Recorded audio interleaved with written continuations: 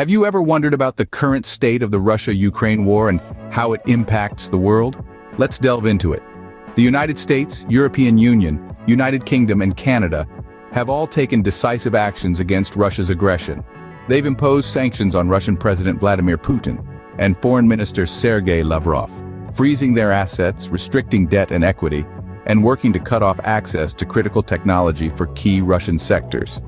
These sanctions are not just diplomatic gestures, they have far-reaching implications, hitting the Russian economy where it hurts. NATO, too, has responded decisively, activating the NATO response force in response to the invasion. This move symbolizes NATO's commitment to preserving peace and security in Europe. The international community is also considering ways to further isolate Russia economically. There are calls for Russia's removal from the SWIFT financial messaging system, a move that could significantly hamper Russia's ability to conduct international trade.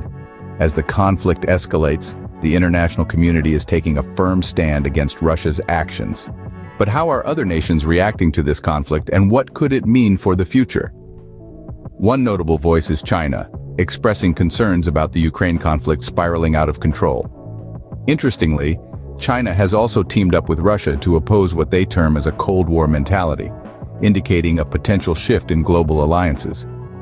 Moving to the United Kingdom, former Prime Minister Boris Johnson has called for increased military aid to Ukraine, underscoring the urgency of the situation.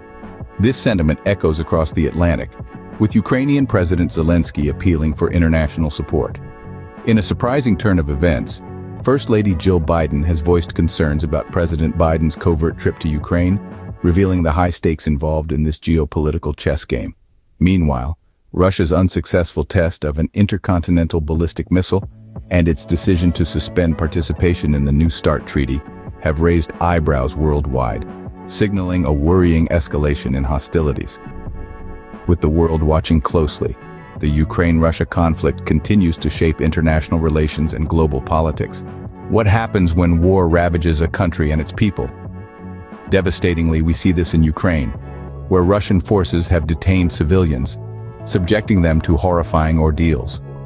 One such account is of a 29-year-old man named Ihor, who endured 11 days of brutal treatment. His experience was not isolated, but rather part of a systematic strategy aimed at eradicating Ukrainian identity.